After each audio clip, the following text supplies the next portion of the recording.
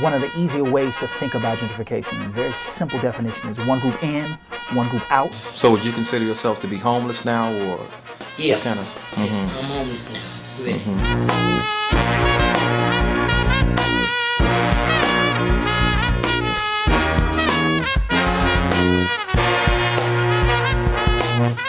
The tenants of 3001 West Lawrence Avenue are being evicted. I've been here all my life on the west side of Chicago. Okay. And we see the change, but being forced out, can't be able to afford the rent in this community. Right. The rent is like $12, $9 for two bedrooms, and it's ridiculous. It really is. I think the people that are really benefiting from all of this is the construction work, the construction companies or condominium companies. They really don't appreciate what's going on with our community, but I guess that's the reality of gentrification. Some longtime Woodlawn residents, however, live in low-income housing, and they believe rebuilding the community means they'll have to look for a new place to live.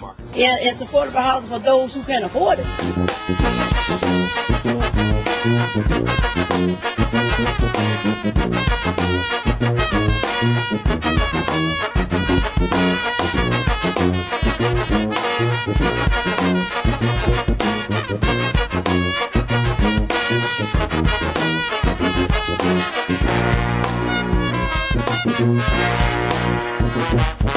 All of this is happening under the Chicago Housing Authority's innovative plan for transformation.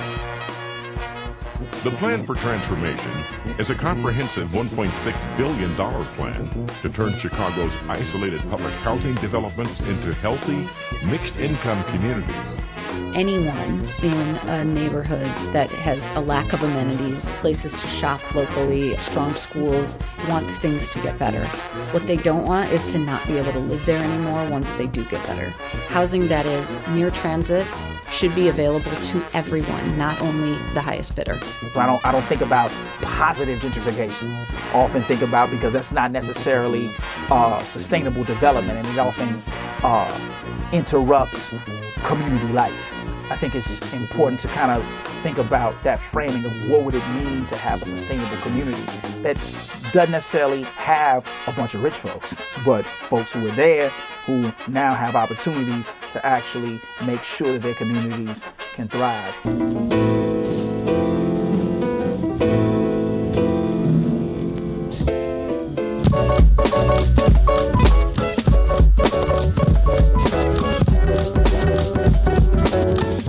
Gentrification, so everybody says, so government says, is a boost for everyone.